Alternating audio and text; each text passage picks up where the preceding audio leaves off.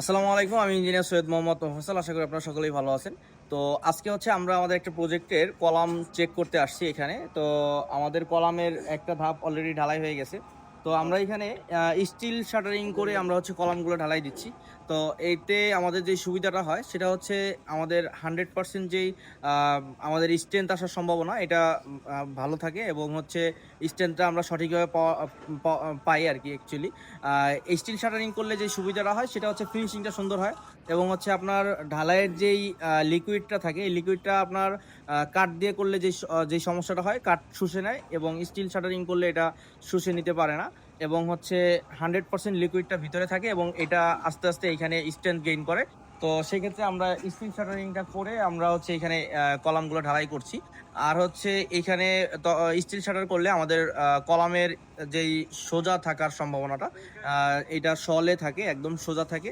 আর হচ্ছে এটা still shutter করলে আরও কিছু সুবিধা আছে, সেটা হচ্ছে ভাইব্রেশন যখন করা হয় তখন হচ্ছে কাঠ শাটার করলে কাঠের প্যারাক ছুটে যেতে চায় এবং অনেক সময় প্যারাক ছুটে যেয়ে সেক্ষেত্রে আমাদের ঢালাই বের হয়ে যায় অনেক জায়গা দিয়ে এবং হচ্ছে যেই জয়েন্ট থাকে এই জয়েন্ট থেকে হচ্ছে লিকুইড বের হয়ে যায়। আর হচ্ছে স্টিল শাটার করলে স্টিল শাটারের যেই সুবিধাগুলো আছে দেখতে পাচ্ছেন এখানে আমাদের স্টিল শাটার করা হচ্ছে। তো এই স্টিল শাটারের এই যে গ্যাপগুলো থাকে এই গ্যাপে আমরা হচ্ছে এখানে হিট টেপ ব্যবহার করি। আর হচ্ছে কোথাও কোথাও এই গ্যাপগুলোতে আমরা ফোম ব্যবহার করি। তো সেক্ষেত্রে এই জয়েন্ট দিয়ে এবং এই নাট ব্যবহার করার ক্ষেত্রে এই জয়েন্ট দিয়ে কোনো প্রকার লিকুইডটা বের হয় না এবং হচ্ছে এইখানে জয়েন্টের নিচে এইখানেও আমরা হচ্ছে জুট টেপ ব্যবহার করেছি যেন উপর থেকে ঢালাইয়ের লিকুইডটা নিচে পড়ে না যায় এবং সম্পূর্ণ লিকুইডটাই ভিতরে থাকে এবং হচ্ছে আরেকটা কারণ হচ্ছে এইখানে আরেকটা বিষয় হচ্ছে সেটা হচ্ছে আমরা যখন ঢালাই দিচ্ছি এখানে দুইটা ধাপে ঢালাই দিচ্ছি, দেখতে পাচ্ছেন যে প্রথম ধাপে ঢালাই দেওয়া হয়েছে এবং দ্বিতীয় ধাপে আমরা এখানে ঢালাই দিচ্ছি। তো দুইটি ধাপে ঢালাই দেওয়ার একটা সুবিধা আছে, সেটা হচ্ছে যদিও এখানে একটা জয়েন্ট পড়ে, অ্যাকচুয়ালি কনস্ট্রাকশন জয়েন্ট থাকবেই। আপনি সব কাজ একসাথে পুরো বিল্ডিং যদি আপনি বলেন যে কনস্ট্রাকশনে জয়েন্ট থাকবে না, সেক্ষেত্রে আপনার পুরো বিল্ডিং একসাথে ফর্ম করে একসাথে ঢালাই দিয়ে দিতে হবে। তো সেক্ষেত্রে আপনি দেখবেন যে কোনো জয়েন্ট থাকবে না। কিন্তু আমাদের কনস্ট্রাকশনের ক্ষেত্রে প্রত্যেকটা ধাপে ধাপে কাজ করে এসে পাইলিং করতে হয়। পাইলিংয়ের পরে বেজের পরে হচ্ছে আপনার শর্ট কলামের পরে হচ্ছে আপনার গ্রেড বিমের পরে কলামের পরে হচ্ছে ছাদের পরে কলাম, এইভাবে করেই সিঁড়ি, এইভাবে করেই আমাদেরকে জয়েন্ট করে কাজ করতে হয়। সেক্ষেত্রে অনেকে বলে যে দুই ধাপে যদি কলাম ঢালাই দেওয়া হয় সেক্ষেত্রে কলামের যেই শক্তিটা কম হয়। তবে এটা হচ্ছে একটা ভুল ধারণা। শক্তি কোনোভাবেই কম থাকে না এবং শক্তি যা থাকা তাই থাকে এবং এইখানে একটা মেকানিজম থাকে, মেকানিজম অনুযায়ী কাজ করলে কোনো সমস্যা হয় না।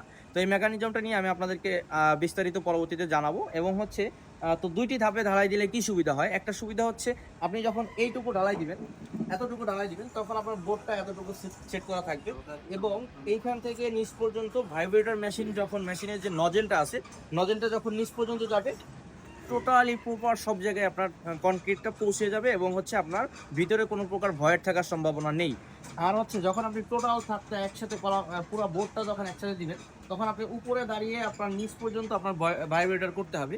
তো সেই ক্ষেত্রে কিন্তু একটা ভয়ানক ঝুঁকি থেকে যায় এবং হচ্ছে উপর থেকে নিচ পর্যন্ত আপনার ভাইব্রেটরের মাধ্যমে মানে ভাইব্রেটর করলে আপনার ঢালাইয়ের যে ম্যাটেরিয়ালসটা আছে এই ম্যাটেরিয়ালসটা হচ্ছে নিচ পর্যন্ত পাবে কিনা এটা একটা প্রশ্ন থেকে যায় এবং এটা একটা সন্দেহ থেকে যায়। এই কারণে হচ্ছে আমরা দুইটি ধাপে ঢালাই দেওয়ার চেষ্টা করি।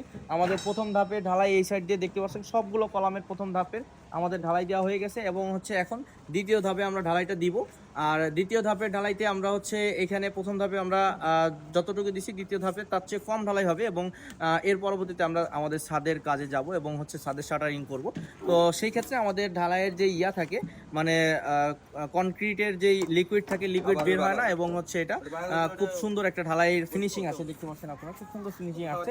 তো আশা করি আমাদের সাথে থাকার জন্য থেকে আপনারা এতক্ষণ কনক্রিটের মানে কলামের যেই আমরা ঢালাই দিই দুই ধাপে ঢালাই দেওয়ার সিস্টেম সম্পর্কে আপনারা জানতে পারলেন এবং হচ্ছে স্টিল শাটার ব্যবহার করে ঢালাই দিলে আমাদের যেই কিছু পজিটিভ জিনিস থাকে এবং হচ্ছে আমরা আমাদের ঢালাইয়ের স্ট্রেংথটা ভালো পাই, এই বিষয়গুলো আপনারা জানতে পারলেন। তো এতক্ষণ আমাদের সাথে থাকার জন্য অসংখ্য ধন্যবাদ। আসসালামু আলাইকুম।